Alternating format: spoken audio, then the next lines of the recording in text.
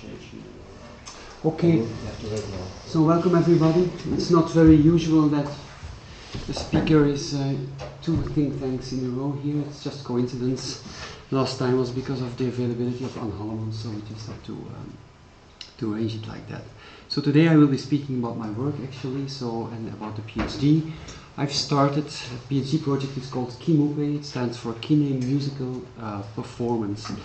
I have actually three goals with this presentation. It's a long time since I've been talking about my work here at IPM. Last week was about plans, but this is more about my work in general.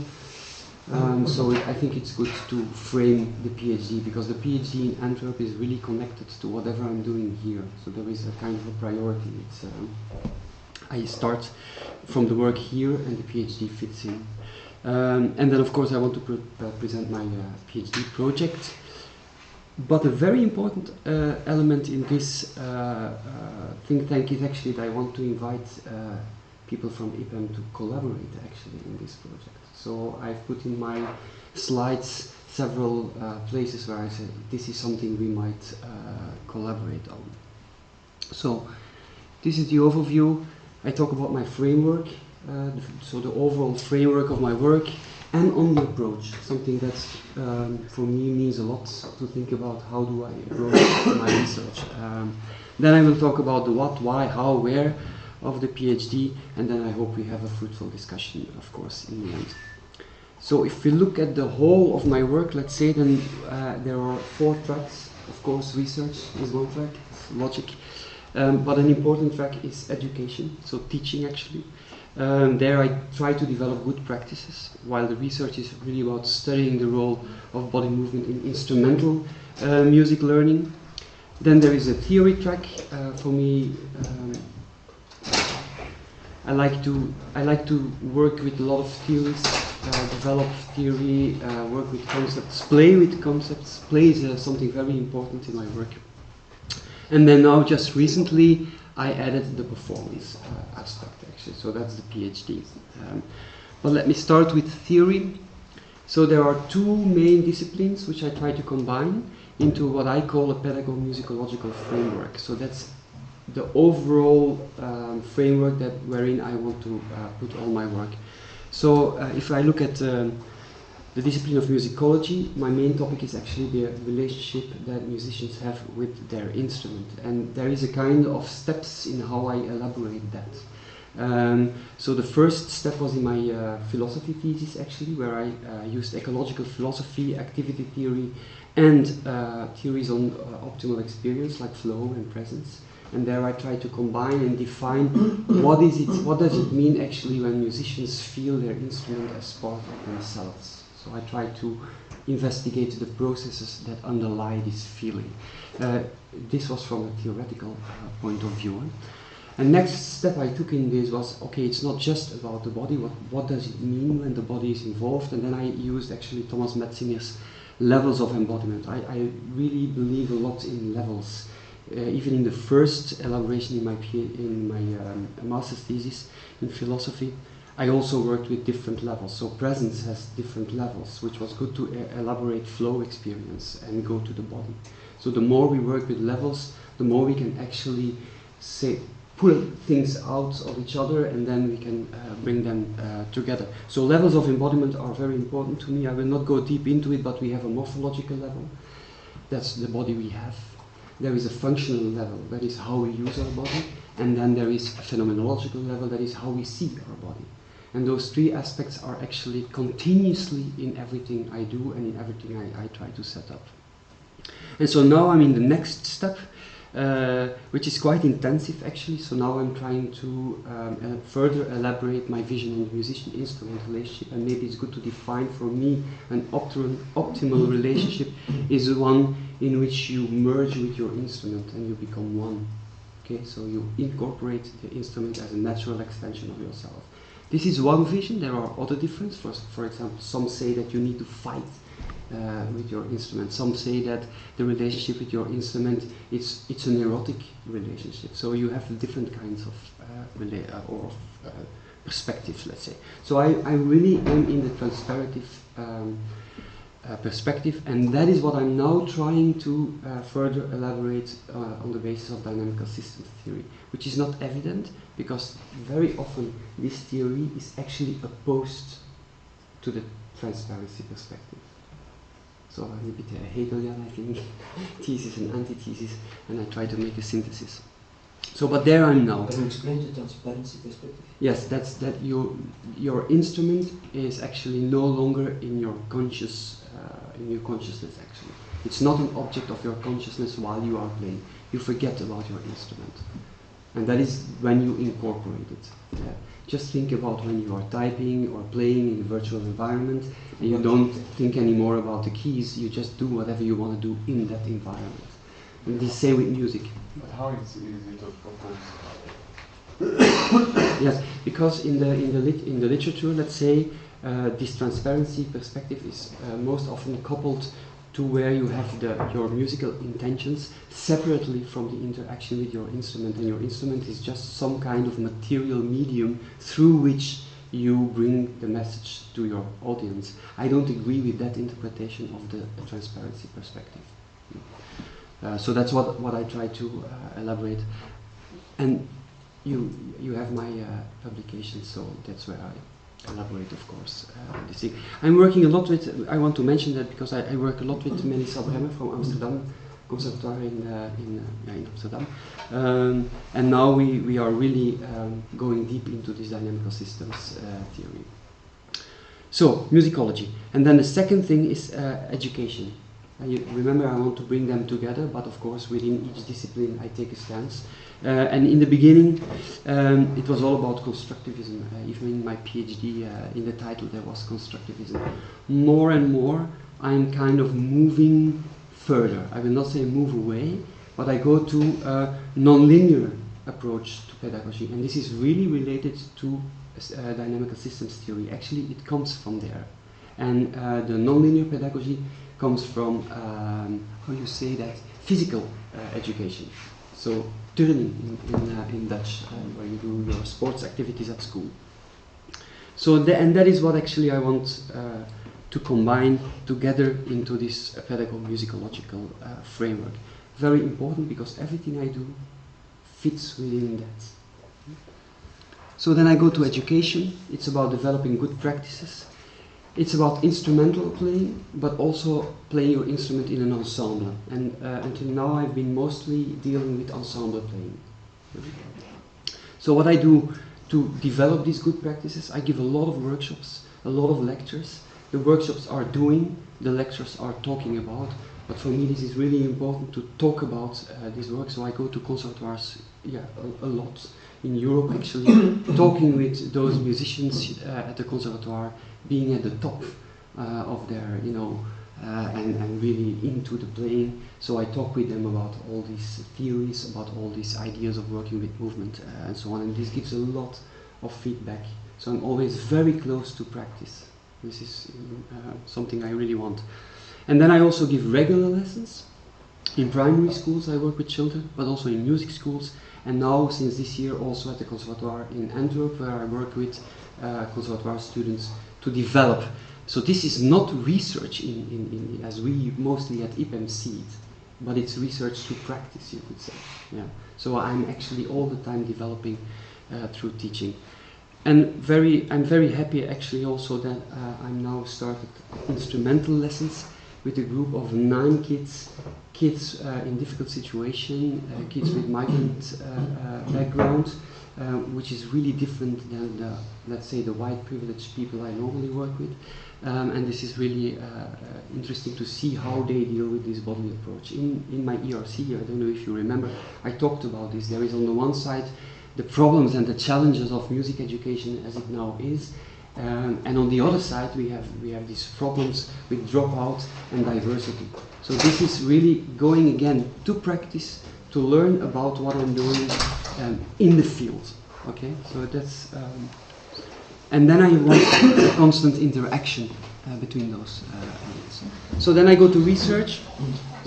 So where I really want to study the role of the body in instrumental music learning. Important is always about learning to play an instrument. And so I started actually with the music paint machine because that was for me a possibility to introduce movement in instrumental learning. By having this technology, I'm sure you know what it is. It's drawing, making a digital drawing by playing your instrument and moving at the same time. So I did a user study on optimal experience where actually I could show that two concepts where people talk about in theory, its flow and its presence, I could then connect empirically. And since I work all the time with this connection to develop my practices, it was important to connect the two. And then I did a classroom study, working with movement in my lessons, seeing again, by doing it, working every week with those students, integrating movement in the lessons. This is my teacher's eye, my teacher's feeling that I want to be a constant source of information in whatever I do. And now I'm working more and more without technology because I believe that what I have learned with the technology, just introducing the movement, I now want to develop actually practices without technology. Sometimes I say that what was my screen before, so where children were drawing, is now the floor. So I work a lot with exercises in space. So in January I start actually in 10 music schools. So I will have 60 to 80 music students with whom I will work and develop these practices. And now I start actually doing the research part, where I will do, it will be a qualitative study. So I will have questionnaires, focus group with the children, and of course I will also observe whatever is going on in the classroom, so video observation, systematically. I'm also starting, it's a little bit related, I start a project with Northwest University in South Africa, where it's with Lies van der Merwe. She's specialized in interpretative phenomenological analysis, and so we will do the same as I do in the music school with kids, we will do with conservatoire students. And so I will go and give workshops with violinists and clarinetists and bassoonists. I have specific reasons for them, we can talk about it later. Will be not so many participants because, you know, analyzing the data, the narrative analysis of all those people, that will be quite a lot. So, but this is the practice bringing into the research. And then I have been talking with Bavo about a case study also, where conservatoire student comes actually to IPEM and we follow him or her during a week doing these kinemusical improvisations. Okay, so then there is a project we talked about last week. Why do I mention it? Because actually this project fits within this view of different levels of embodiment, and it's going to the lowest level, the morphological level. So I don't have to talk about any more about that. And then I'm doing now a study with Louis. It is about the musician-instrument relationship, pianists, accordionists, how they deal actually with an accordion on the iPod, let's say, and then we look at different aspects of how they play the instrument. So looking at sensory motor processes and involving expressiveness. I'm not going into that. Louis will do that next week. So we have a ThinkTank next week with Louis. So I've talked about the 4 tracks, and in all those tracks, but mainly in the theory, practice and performance track, their technology plays quite an important role. Maybe now you get lost and why is he talking about this all, but when I go to the PhD you will see how much it is connected actually. So the work with the music paint machine, of course, and then working out the music paint machine into a much more collaborative project, which is all about participatory sense making. It's called, I call it Signaling Space. Signaling is a South African word. It means meaning formation. So this is really nice that you have a space, online, virtual, where you can actually make together something and in that way have or make sense out of things. Why is the technology important? Because I developed theory about our involvement with technology, and also a vision. Because when I look, I'm involved in many projects actually, and there I see that we still often offer old wine in new. I don't know the English word, oude wijn in nieuwe vaten, if somebody can help me. So you know the tubes. That. vats. So old wine, new vats. So when you look at Parallel. so when you look at the online learning systems, for example, or even monitoring systems, very often they are actually reinforcing what we would call old pedagogy. So developing a vision there for me is important because I want to elaborate that in the field of music education. And then also developing these good practices with the technology is something that goes on, doing a lot of workshops with the music paint machine, but also trying to translate what I learned from working with the technology, translating that into working without technology. So there is this whole interaction all the time between without technology and with technology, always within this frame of the theory that I try to develop. So that's about the framework. And then the approach. I think it's a bit specific in the sense that I put practice first all the time. And I really believe, because I am developing practices, that I need to develop good practices, and that doing immediately research about it is not always the good way. Why? Because I believe in my intuition as a teacher. So when I'm just free and I'm exploring and experimenting with the teaching, then by time practices will get up. We don't say for nothing that this 10 years of 10,000 hours of deliberate practice. So if I want to make interventions, I want them to be embedded within a whole of really practical experience, and not just an idea, oh, this is interesting, I can do that in a research project. But it's not embedded in a whole, and that for me is something that how I want to approach it. So if I look to the work I do with ensemble, it's already in this deliberate phase. I have an intuitive phase, then I go to a deliberate phase where I use a lot of concepts from the theory actually, and from findings from research I put into there to shape what I did before intuitively. So the next phase is shaping based on concepts, based on research, and then I go to the phase where I am the researcher and not any longer the teacher. So these are the three phases. So you see I'm not there, but I still have a long life, hopefully. So ensemble teaching is in the deliberate phase now, where I use already a lot of findings and concepts. The instrumental teaching is much more in the intuitive phase, just finding out teaching. And it's very interesting to see, for example, when you see students now with this in this project, this volunteer work project, there are guys rapping while playing on their mouthpiece and their barrel. So it's not a whole clarinet, but just a piece. I've never seen that before, and it's really interesting. So if you look at that, you can really try to hook on to those aspects and work with that. But you need experience with it before coming up with an intervention and then not knowing, what kind of participants you have. So, bottom up, top down, I try to combine. And when you look at the framework, this is actually how I see everything. The theory is the big envelope. That's what I'm all the time dealing with. I teach always in connection with the theory, trying to do theory. Okay, and then there is the performance part, which is coming now. I will talk about that, where I want also to do the theory, but not from an educational standpoint, but from a more artistic and performance standpoint. And of course, I want to bring those together as information to come up with good research studies. So it's slow science. Okay, so now you know where the PhD fits in, so I can talk about the PhD.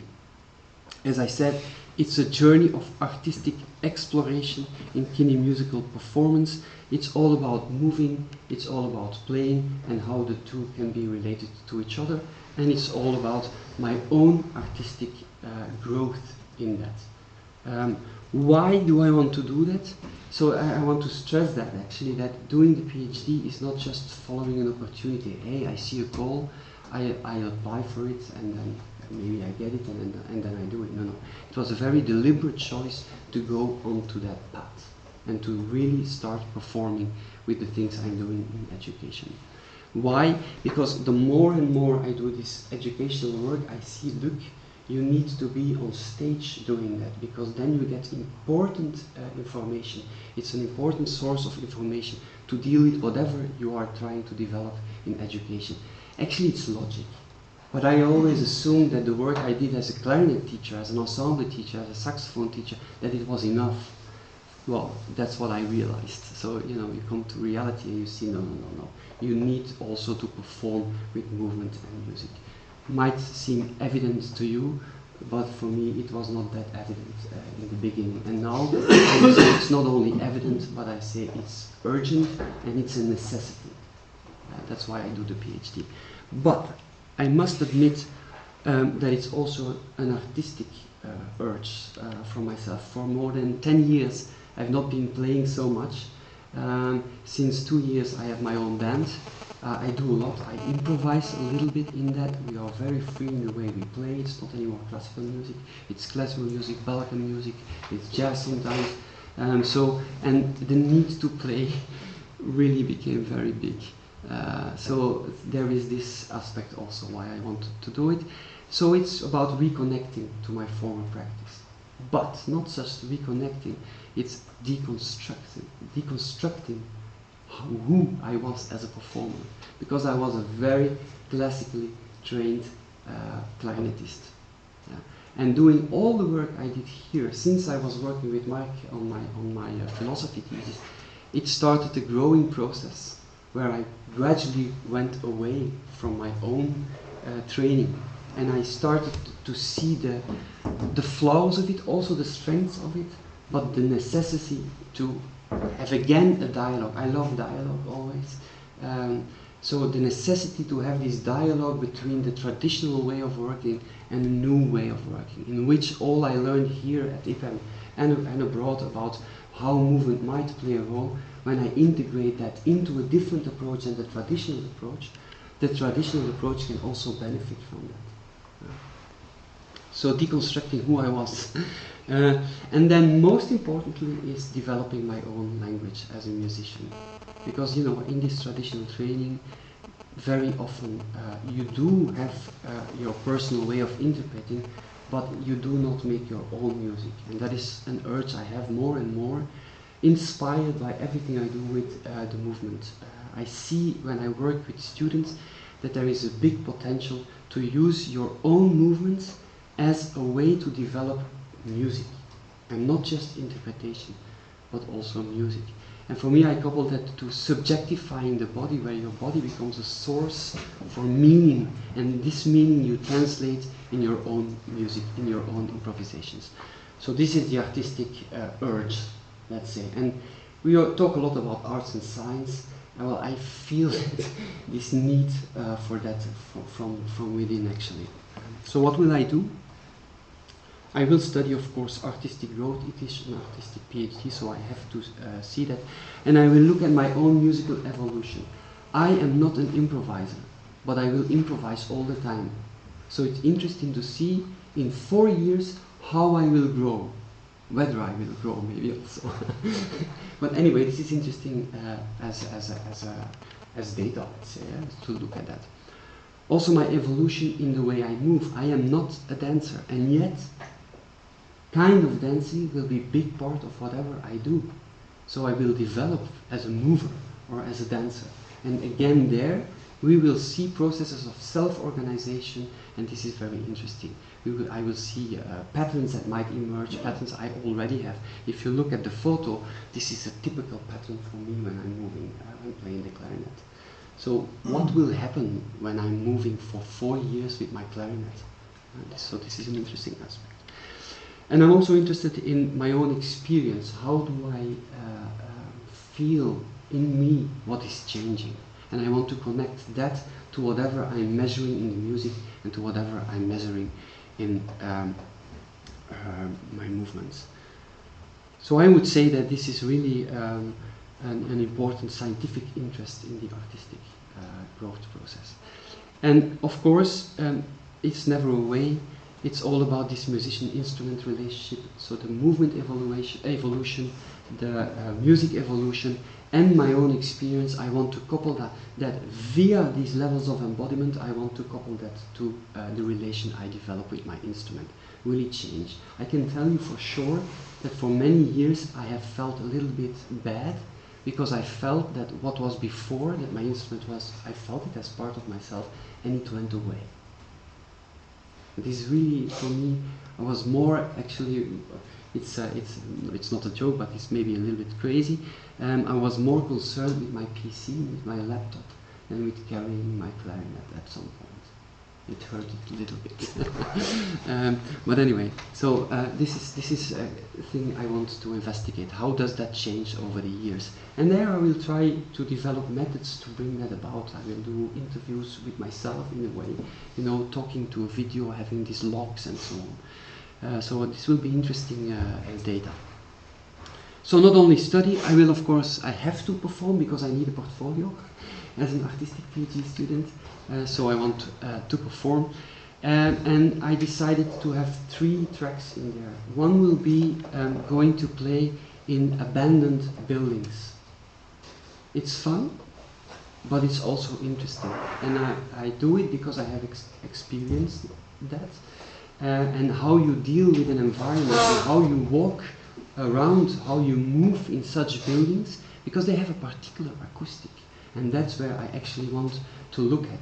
How do I play with my environment? How does that affect my movements? And how do my movement and the environment affect my playing? And what happens then in my music? So this is an important aspect. Then I go to public spaces. Imagine this is a square. I have my first square, I know already where it is. It is in Lisbon, where I in some way will merge with the square, get out of this merging and interact with the people. Yeah? So whatever people are doing on the square, I will go to them, I will interact with them, see what happens, talk to them, go away from them, but improvise all the time and move with them. And in that way invite interaction. Some people might interact, some might not. Why do I want to do that? Because I really had an interesting experience giving a lecture in Rotterdam, where there was a kind of an exhibition where people did that. So the objects of the exhibition were musicians, and people could interact with the musician. Really interesting. They asked me to talk about how does this affect or might this affect the playing, and how is it with the musician-instrument relation, how people look at that and so on. So this was really an interesting experience, and this is something I want to translate in my performance practice. And then I really hope to go to the more normal performance practice on stage.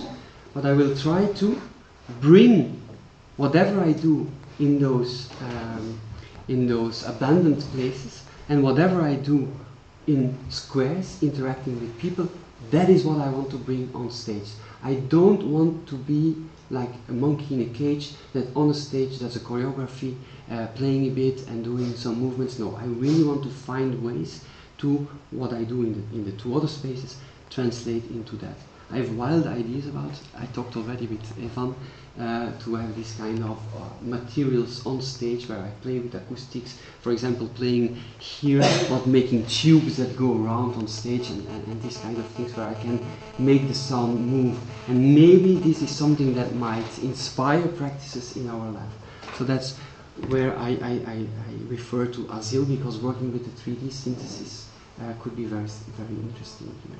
Just trying out in the real world and bringing that into the lab. I hope we can do fun things with that, but also interesting things. So more about that is more about concretely what I will do, not where I will do it or what I will study. There will be 2 parts. It's individually. I really want to do stuff on my own, just me and my instrument.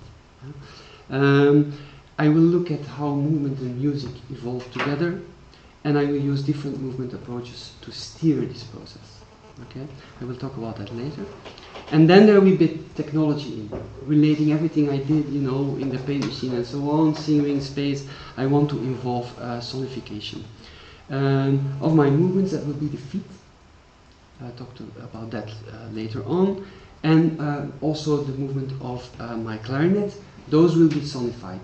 And at this moment, but it's something we might discuss, I don't want to sonify my whole body movement.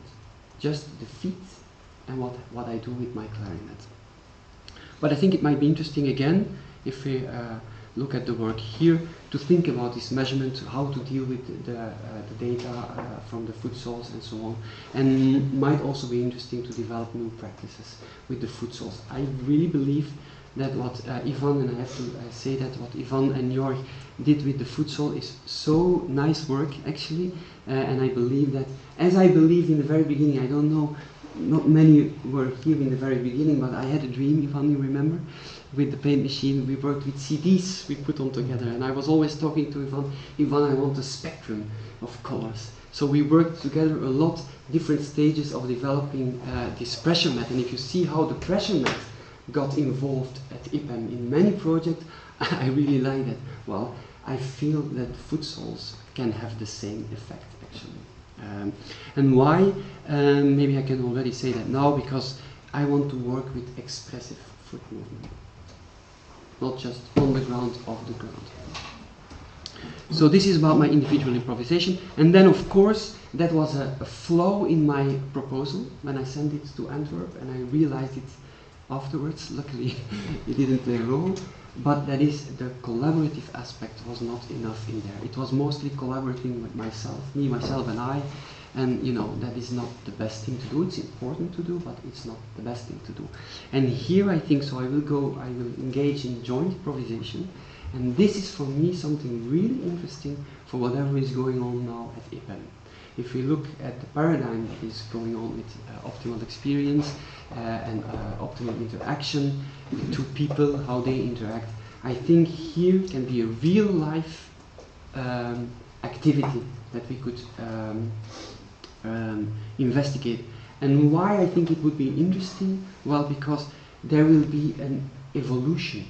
So we are often talking about the movement and the music and how they go together. Well, what I clearly see that there is this evolution from simple things to more complex aspects, both in movement and both in music. So we actually have a trajectory with nice data, where we can look at the simple things and see how it evolves into more complex things. So I will do it with other musicians, in duo, but with other musicians. I will also do it with dancers. There I have to still think about, will I do that with the same movement approaches as I will talk about in a minute, or not? I'm not sure. Maybe this could be a point of discussion. And then other musicians, dancers, all live, the real thing, but it might be interesting. And I refer to the work Bavo is doing with Juicy. There might be also interesting things to do there.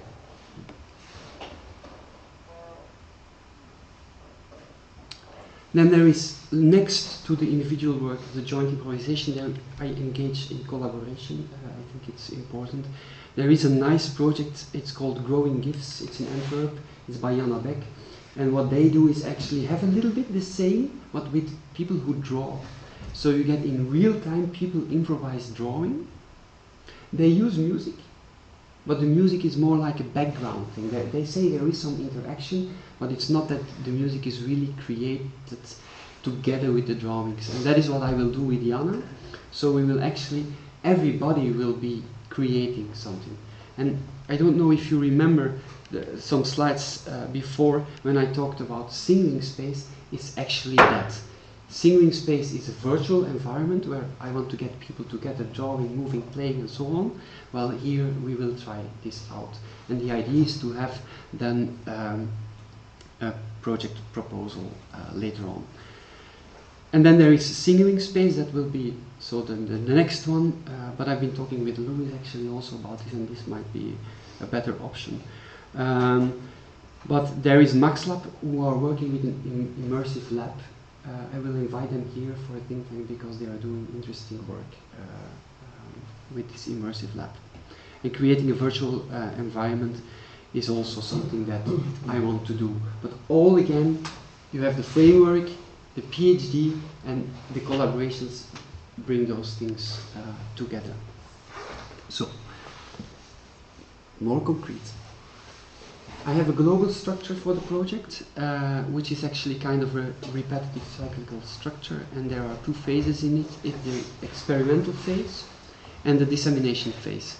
In the experimental phase, and I put a question mark, I really would like your input on that, because I hesitate. I think that 2 times 4 hours a week, I'm not sure if it's enough, or it might be too much. For the data collection, I think it will be a lot.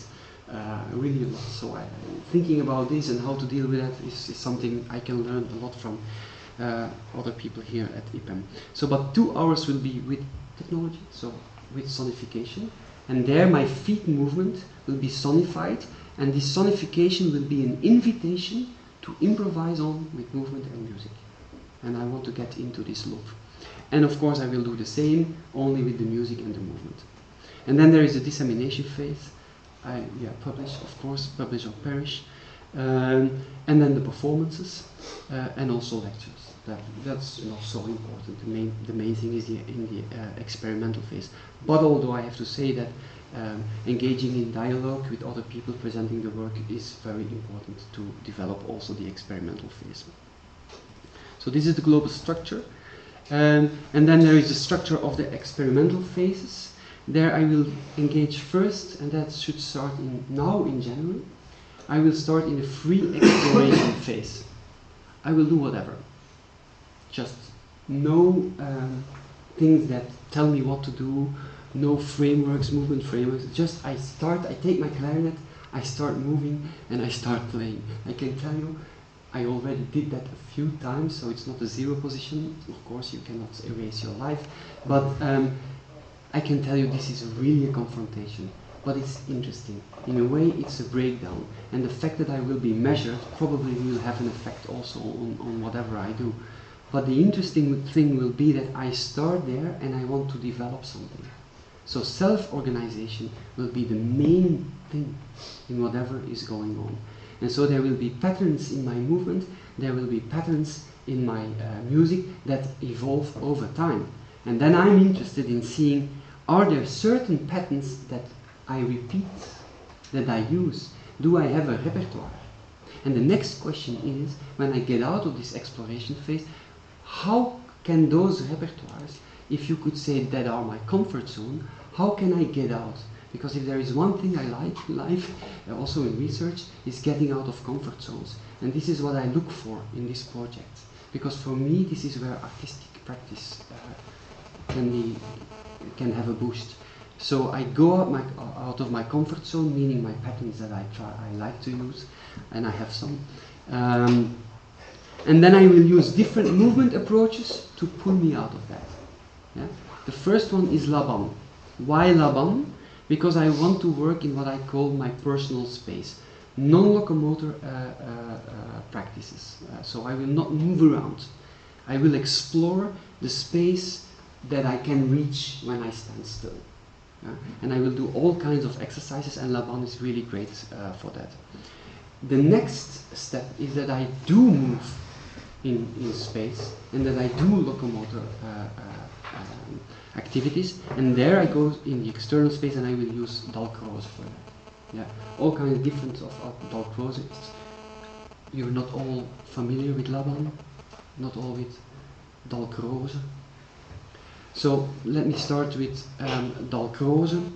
Dalcroze was a teacher at Geneva Conservatory who saw that people are actually playing the music, but they are doing it in a very mental way, and in a very rational way. They don't feel the music from within. And so he started developing a method with movement to understand the music from within, doing all kinds of exercises, very often related to rhythm, but also to musical contours and melodic contours and so on. It's a nice method, sometimes too methodic, but it's a really nice method, and I see, especially in Europe, I see really nice evolutions in there. For example, what's happening in Stockholm with Dalcroze is really creative, and they go away from the strict, that's how Dalcroze did it, and that's how we have to do it now too. So they are moving away from that, and that is what I like. So I will go more to those Dalcroze approaches.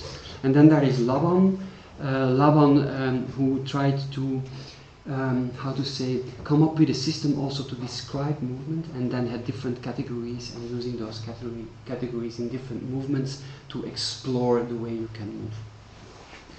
The next phase is an application phase, I call it. I want to combine them, because in the end I want to move through space while doing things in my personal space, so a moving personal space, let's say, and then that's why I want to combine those two approaches.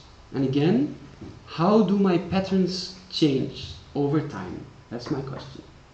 And how is the link between the patterns in the music and the patterns in the movement? Then I go to a next movement approach. It's viewpoints. It's a little bit similar to Laban, but there in viewpoints the interaction with the environment is much more important. So that I relate also to what I want to do in these urban spaces, urbex spaces, and what I do on squares.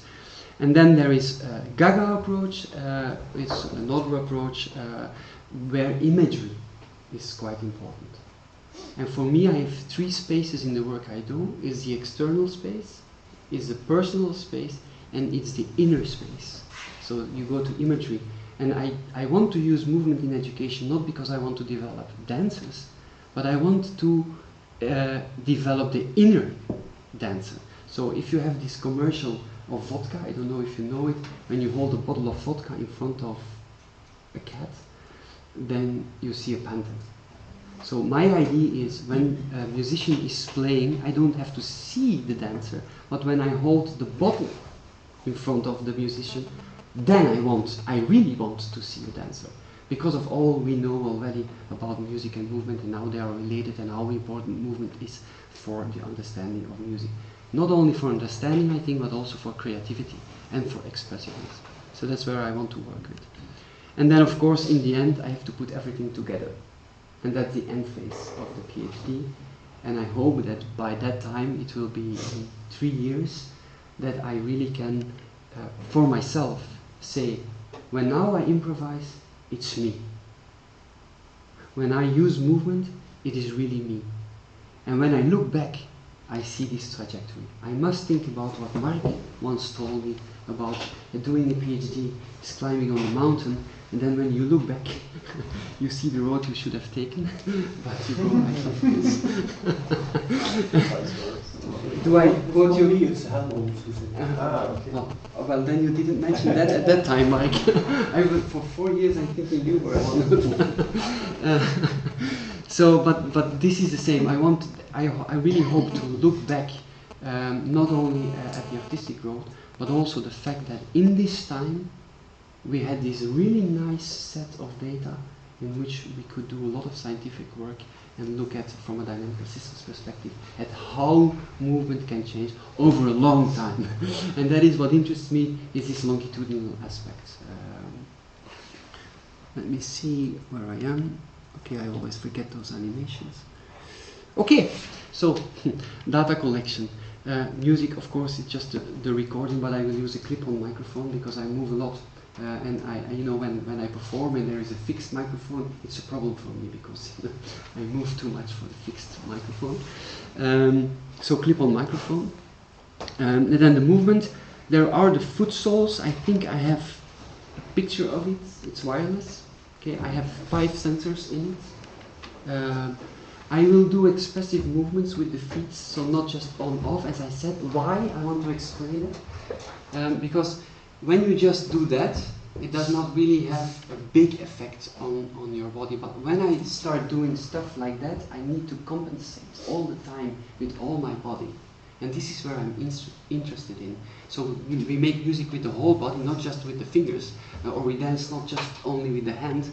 There is a whole body that is involved, and I want to explore how I can actually invite myself to do this kind of movements. And the triggering with the feet is just a way to bring about all those strange kinds of movements. And I want to see how that affects my music playing. Whole body measurement will be with the neuron mocap. I'm very happy Louis is here. We will work with that. I have 34 notes on my body. so I will be able to measure my whole body movement. And then I have the sabre sensor on my clarinet, which is interesting because I also have the breathing. So I have the airstream. And again, I'm so interested in knowing or seeing what happens with my airstream in relation to my movement. From an educational standpoint, this is really interesting because now I say to my students, make this kind of movement because it can help you to guide your airstream. A very simple exercise I do is when they don't arrive at blowing really into the clarinet, I just say walk and think that the air is what makes you go further. And then they really blow in a much better way into the clarinet.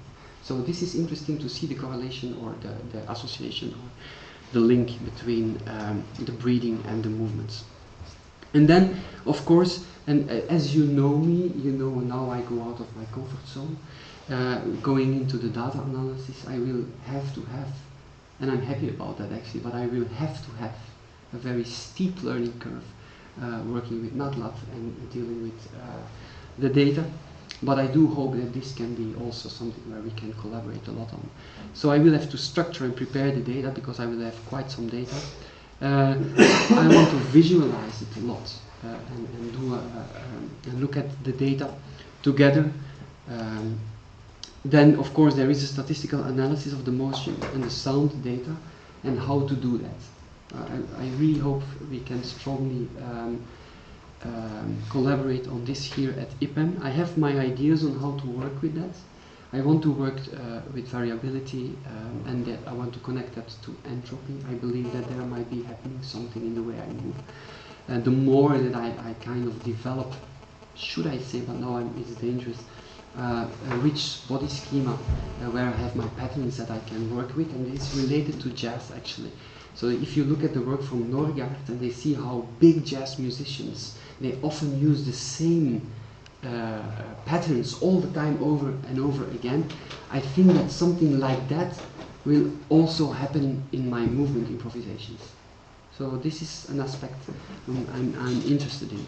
But I think this will be, commercial talk, will be a win-win situation for the PhD, but also for IPEM because the data will be very, how to say, going step by step, more complex and so on. So this is, I think, an interesting way of dealing with it. I will do a lot of video observation that is necessary. I also want to look at things. What I didn't put, and maybe I should mention, that is, there is a photographer who will follow me in this project. And this will be an artistic view of whatever is going on. So the way he will look at me and take pictures of me is I will have a whole set of artistic data collection, let's say, where I will look at and see, do we see the poses I take on and so on. So this is to bring all that together. For me, is in the heart of arts and science, and not only in the things we do as practices, but also in the way we look at our data. I will also talk a lot. I've been talking a lot. I'm almost finished. But I will talk a lot during my PhD to myself. Just think aloud about whatever is going on, because whatever is going inside of me, I want to get it outside, and not only the movement. And I will see also there a development on how I develop ways of talking about movement. Why do I want to do that? Remember that I said that the PhD is completely embedded in my work here at IPEM, and my work here at IPEM, that is education. So when I go to education, I need to develop ways of talking about this method I'm trying to evolve. And when I do it as an artist and I talk about my practice and I can explain those things, I think this is very important. A short anecdote is when I was following a lesson with one of the biggest clarinetists ever, a Belgian guy, Walter Boykens. And so there was a student playing Stravinsky 3 pieces, it's a solo piece. And so you have different passages, and Walter was like, and here it's Stradivarius, he was talking like that, and there it's Debussy. But the guy who was playing, he was nothing with it. Why? Because Walter did not develop this making explicit. He was always talking in metaphors. For example, when talking about breathing, all the time he was doing like this. No, and some students it just works, but most of the students it does not work. So you have to explain it. And that's why I also think this narrative is important in my PhD. So these are ideas, and I really hope that in the next year, actually, we can talk a lot about that in small groups. So it don't have to be think tanks, but just I hope to have much discussions about this. How will I analyze the music? The work of Norgaard, I really think it's quite interesting how he looks at patterns and the way he does that. Looking at pitch intervals, but also looking at pitch patterns, but also looking at interval, because this is interesting. If you only look at the intervals, you only look into a certain tonality or something, or just a sequence of notes, but you don't look at the transposition of those notes, like do, re, mi, okay, or sol, la, si. It's actually kind of the same pattern. Yeah? So that's where they look at. Variability, as we have seen last week, something to discuss about that, also in music, not only in movement. And I also want to look at creativity. Can we see in my work, I didn't put the name of Kratus here, but when we see how Kratus talks about different stages in improvisation, I hope I can maybe detect those stages, but maybe also find other stages. And connect that to stages in the way I creatively deal with movement and bring that together. So then I go to movement. Again, it's the patterns, the work of Demos, of course, and Peter Jan is, I think, working a lot with how Demos works. Variability, I go to sports also. I really want to see there. Golf, for example, the work of Langdo, but also in tennis. There is interesting work on variability, and they deal, golf and tennis deal with instruments, and then also to look at creativity. So wherever you see IPEM question mark, this is an invitation to discuss and maybe to have little small side projects where we can discover this aspect. So enough talk. Thank you.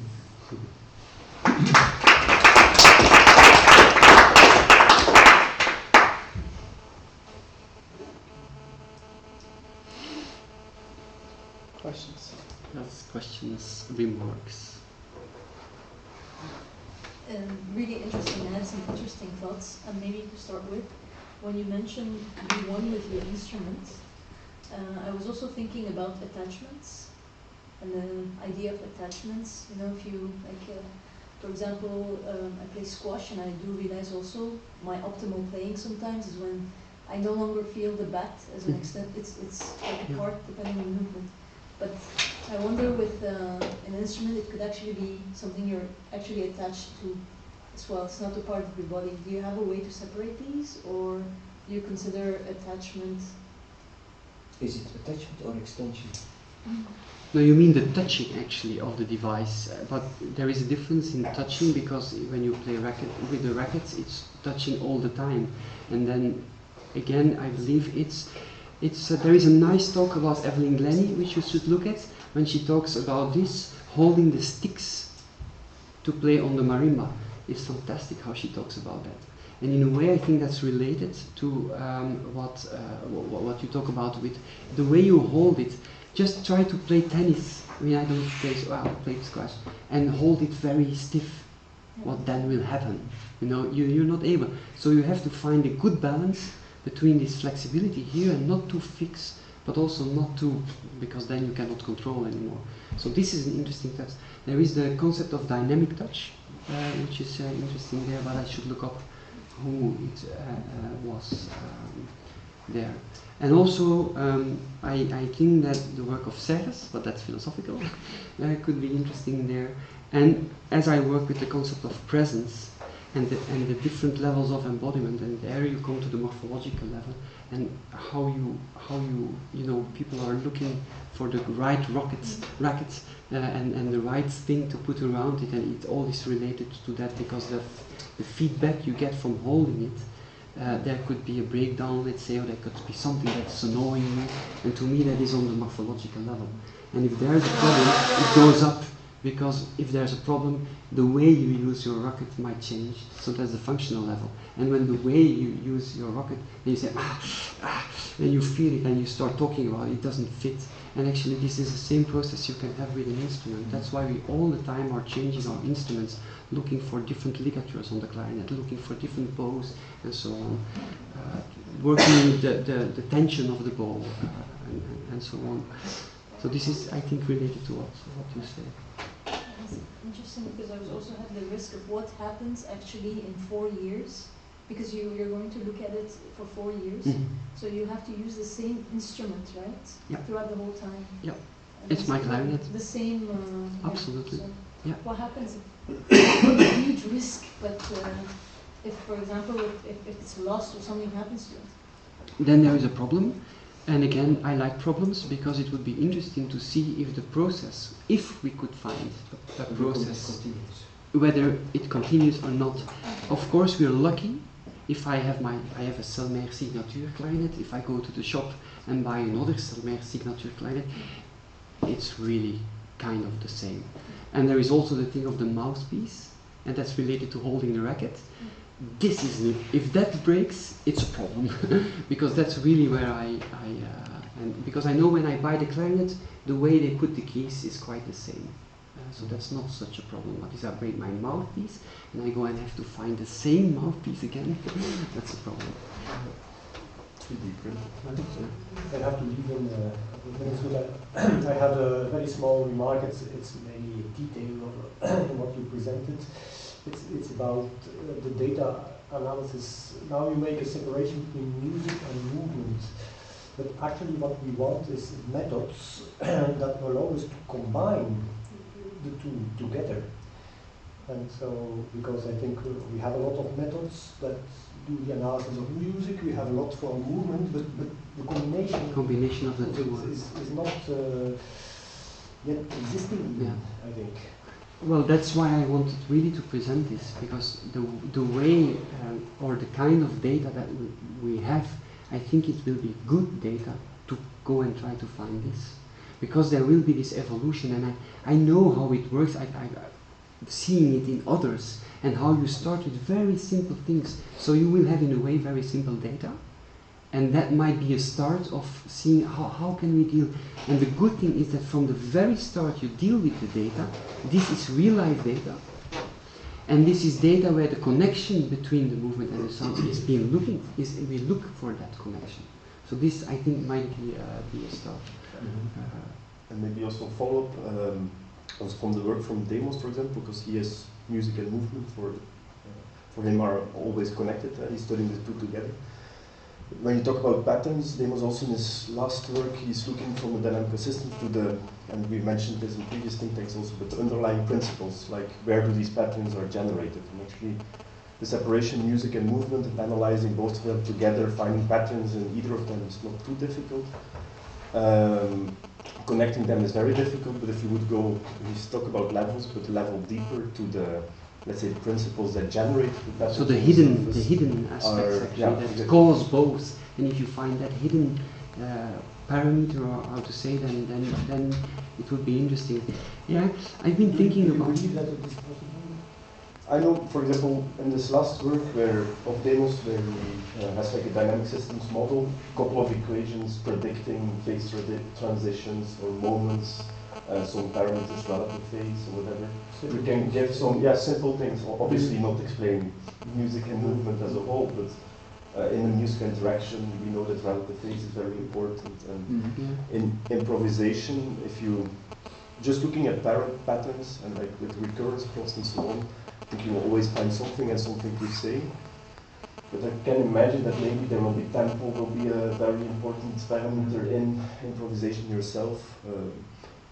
Like the variables or the laws that are laying or causing the patterns, I think a good way. Not to focus as a start, but as a goal. Yeah, you have to start somewhere, and when I was thinking about how can I, so you have the patterns in music and movement, and I want something below actually. That's where I got the idea of having those different movement approaches, because they have their specific aspects, let's say, and so I want to see if that brings about something in these phases. I might be seeing different things. So this could be one way of trying. Of course, it's not. I know it's not really as what you are saying, but at least there is some kind of hidden parameter that steers whatever I do, and which might have an effect on both. And the same is with when I play with other. But the problem is that we don't, we cannot identify that latent variable, and therefore I think it's difficult to calculate it. If you don't know what it is, but it is so different. Pop up. It can be so different, different movements. I mean, all people will do something different. They have a different body and will do something else. But things like entropy or variability, that you can abstract from the stream, and that probably you will find some commonality. In free improvisation, I like improvisation as a setting also, because I can imagine that you have moments where it's very variable, a lot of entropy, and also subjectively not much is going on, maybe frustration or searching, but these moments where things fall into place and maybe seen by a synchronization measure, or like your movement is aligned to the musical output. There might be a moment or a little period in improvisation where things fall into place and can be maybe described by something You a bit will more. probably see the entropy goes down. But I don't know, yeah. I think these phases might be very indicative of things that are more maybe predictive for not just one person, but Looking for stability and science. This is a distinction. yeah, and maybe putting on using metastable systems. yeah. And for example, one domain where it works very well is tempo. But it is because we know what tempo is. We can model it as a latence variable of the durations that we discover in the environments. But I have a question then about that. Isn't it possible that because we have this a lot of data in time, where we have a clear evolution? I mean, this is something you just know, right? That it will be there. That's just because I will learn for years. So you will have this evolution in the patterns, and maybe because if we have such a data set, that the nature of this data set is actually what might help to find those hidden, because you might see it as some constant that is over the whole process. You notice something that there is there all the time. Yeah. Imagine 3 years of doing this. No, I think that there might be They did a very large study on the music of Charlie Parker and looking at the motives that he's using in all his repertoire, and eventually, I forgot the number, but it's quite a limited number. It's not 400 different motives, even the Charlie Parker.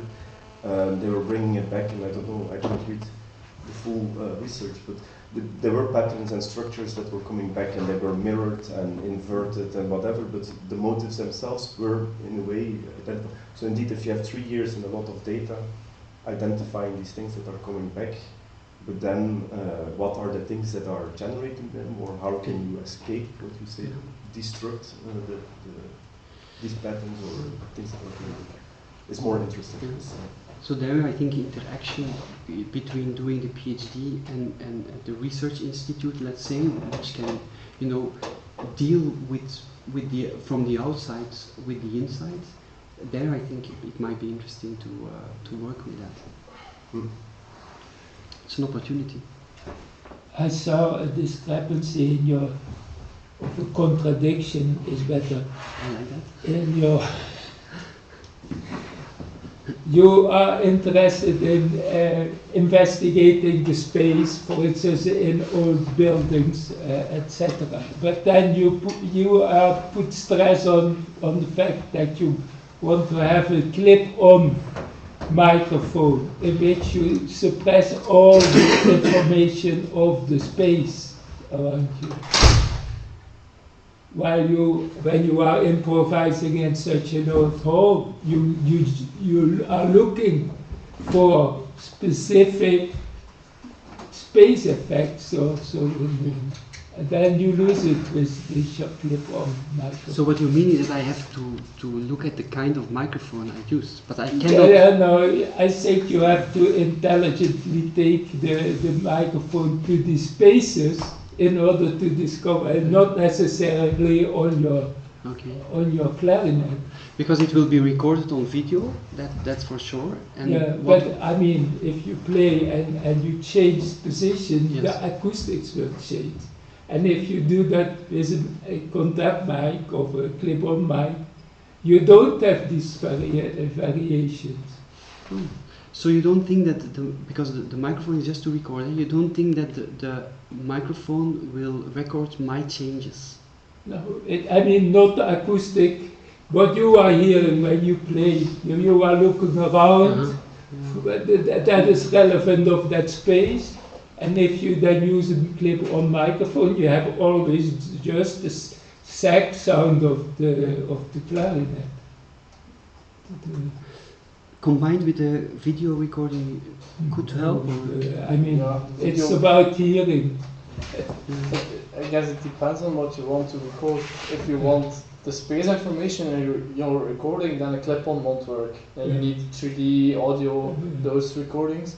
But if you just want to record the way you change your playing, then that's another level of recording. So that might work, I guess. But with I the mean, clip-on. You But could lose the you acoustic could of information. course do the same with several microphones and one clip-on for if you want to analyze combine the actually. music, Yeah. but not only with the clip-on microphone. That's a good idea actually. So put in the space different microphones. Yeah, I mean that is part of your investigation, your relation to the space. But that's why you want to play. You said you want to do in 3. Yeah. So you must try to capture as many aspects of this trip. Yeah. Oh, thanks. Yeah, I was more thinking like Jorg said, in trying to see what does it do with my playing and the change, and I will measure that with the clip-on microphone. But then I don't indeed have what's happening in the space. So it's a good idea. I mean, that is what you are. Is doing something like with Shadow, with multiple microphones displaced in. And in that way we can capture the acoustics also. Yeah. And why not putting a microphone close by the ears? Then you really record what you hear. Because now you're talking about putting microphones to have the acoustics of the room. But if you put the microphone close by your ear, then you have the effect. How you interpret the room. You have immediately the way how you Yeah, there's another question. have Do you want experience. to record what others hear that you are playing, or do you want to record what you are hearing that you play? I want to record what I do. Because I need a good recording of my clarinet, and Yeah, I cannot but do you a good recording of my clarinet playing if I don't use a clip-on microphone. That's why I do it. Yeah, for analysis purposes, you need to have clip-on Yeah. in your clarinet. Yeah. If you have the first person, and then you have 3D audio that could offer an active perception of the space. Yeah. I mean, you record there, and if you have the right setup, you can even have people moving the head and filling the space. That's good. Yeah, because you want to understand why you change your playing. Yeah, And but if you- don't do I need the data of what is happening in the room it. to afterwards being able to say something about what I do and how I change. Yeah, I agree. Yeah. And acoustics you can simulate in the lab also. If you do a binaural recording or something in the space, you could use it in the lab to see if the conditions are still the same or change the. And in the lab we can play around with the acoustics also. Yeah, exactly. And So you interact can change the with it. condition exactly. Well, thanks for the talk. It's a very rich project. Masters. Maybe you mentioned and I missed it, but I think it's very important to assess your evolution over time. have you defined beforehand a sort of standardized, so to speak, in the details of duration setting, paradigm setting, where you perform to compare? Because like for example, how long should should a performance of yours last? To assess the evolution of your patterns, performance after performance, because I don't think you can compare performance 3 minutes long, for example, in the lab with a performance 6 minutes long. No? So like thinking beforehand, and since the very beginning having a paradigm, let's say, which will be your baseline on the first recording, and you will repeat that. I mean, you will perform in those same conditions for the 3 years. I mean, at regular intervals. Take it as a test, retest approach for validating the longitudinal approach. Does it make sense? Absolutely. I've been thinking about these things quite a lot, and then there is always one thing that interferes, which is artistic freedom. Yeah. Because it's the same way in teaching. When I was teaching with the paint machine, and I had to do my research, there were moments where I just said, stop, away the paint machine, and I just continued teaching. Yeah. This was an ethical question, but also you actually fake your data in a way that because you have to continue for the research. So the same is actually happening when I do a performance. It might be 3 minutes, but it might be 6 minutes, and I cannot deal with it. Yeah. But in the experimental phase, let's say, where I practice, that will be always the same amount. So I will not say today I practice 2 hours and tomorrow I practice 3 hours, for example. So there I try to do what to say, because I think it's, from a scientific point of view, it's a necessity. Absolutely, I fully agree. In parallel with all the rest, just maybe on a monthly basis, or you decide. But this is a really good remark, and this is the kind of things I hope to discuss at IPEM here. Because I think it would be really a pity if you don't have it beforehand. Say after 1 year you come up with the ideal setting, and you say, okay, in this setting I really can measure those different take those different measurements. Ideal to do my correlations, latent variable analysis, or whatever. But it might be too late, because you are not, you lose your baseline, and you need the reference for comparison. And in a way, also with the lab that we have, if you just book it every 2 weeks for 1-2 hours, you put on the mocap suit and you record what you play, and you do this. It's easy to do it over the 3 weeks. That is another aspect. I haven't mentioned it actually, but I will use the neural mockup. So on my body, but I think it would be interesting to have at certain points also a measurement here.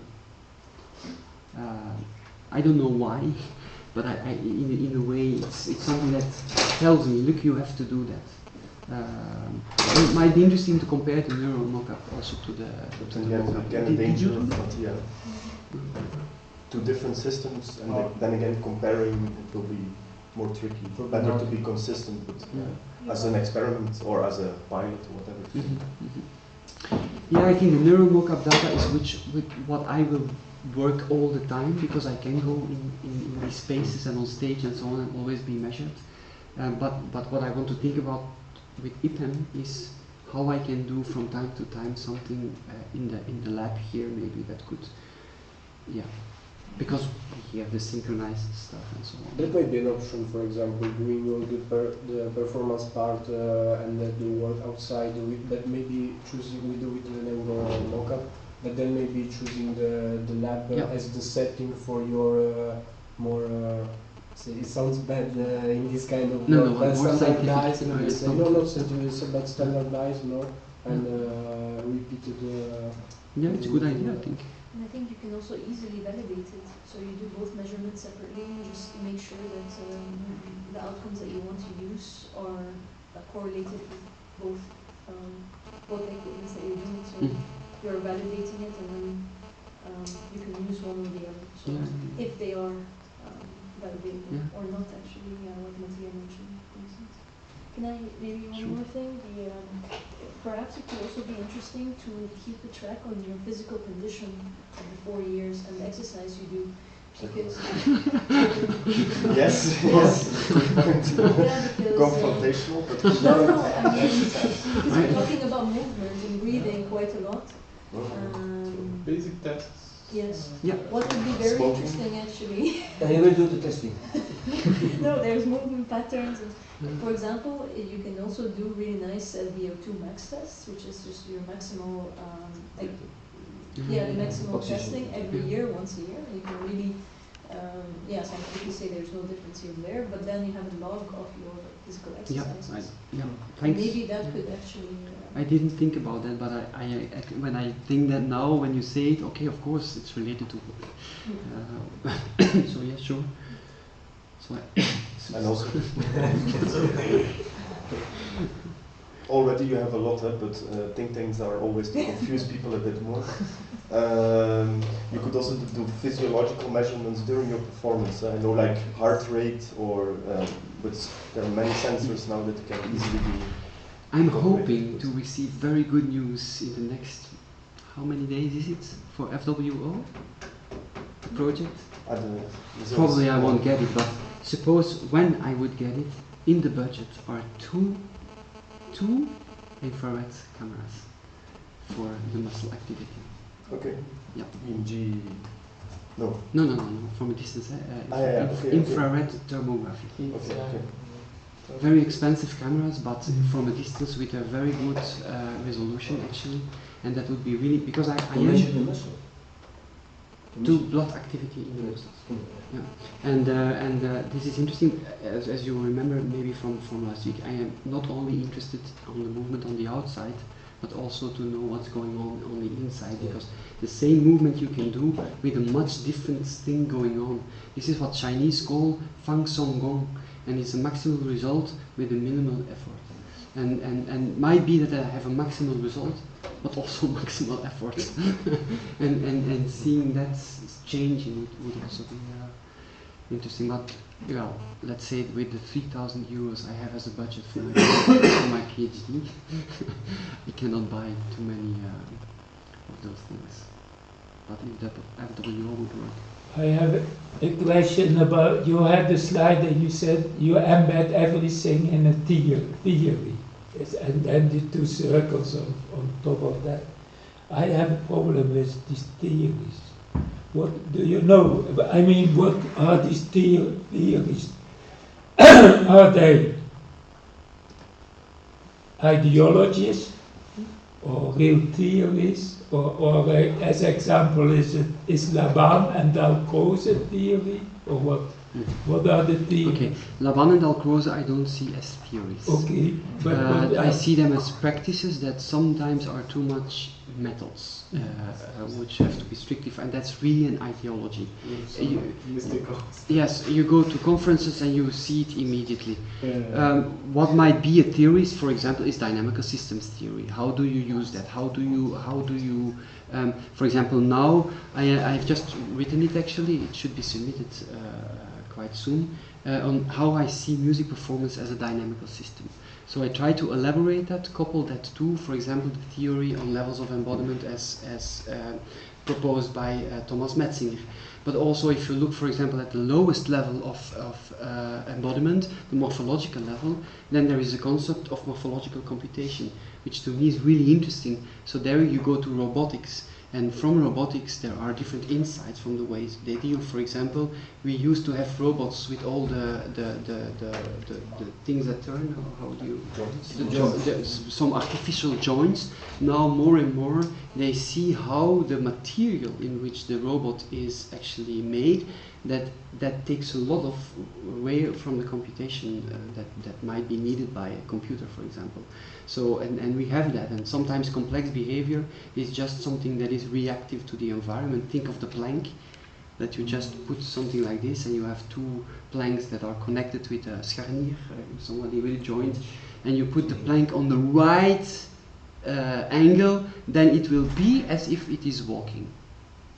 If you change it a little bit, it falls down. So there is this really tight connection with the environment and the organism, if the two planks are considered an organism. But this is interesting because if we look at that way to people, and then we think about the second level that Metzinger talks about, the functional level, it's actually about this, when we have two reactive things, how we will choose how to deal with it. It's the same with a joke I often tell when I talk, is the startle reflex. So we have reflexes, and but now I'm in a dangerous field because Lucy knows much more about this, so correct me please if I'm wrong. And so what the startle reflex. So what I often say is we have to learn as humans to deal with those reflexes because we cannot just have those reflexes. And then I talk about, suppose you go and listen to a symphony and we're all sitting in our seats and there is such this big timpani and we all do I think this would be a nice effect. But so there is the same, we learn to deal with those purely reactive things to the world, and we have to learn to deal with them, and that's how we So is it this kind of theories. The things of the theory of free energy? Or for example, this is really interesting, and if we think about then I can follow it, but then you have this theory for the whole thing, not all kinds of different theories. But I can name them all, like free energy is one, but we have to be very critical for the free energy minimization, because what Friston talks about, the dark room problem, so we have to deal with that actually in... I see that as the only one that you can use to make theories about this kind of work. I mean, dynamic systems theory is much more like a metaphor.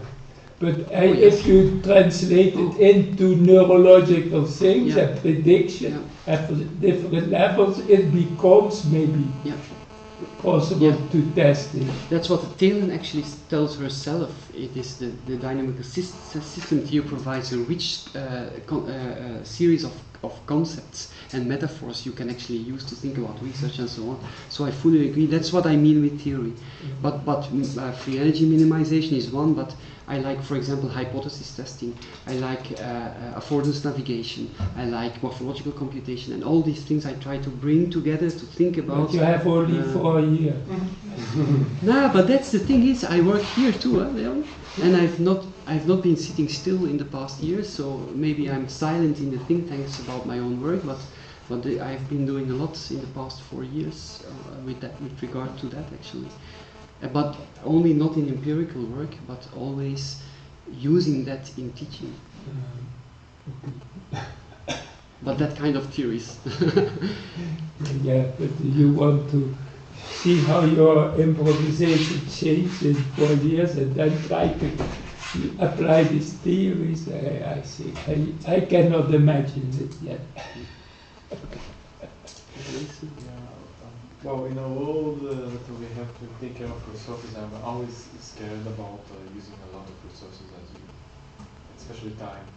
I'm really worried about the time that you spend, and when you reach the end of the mountain and you look back, it would be really frustrating to have lost some time with things that will not be useful.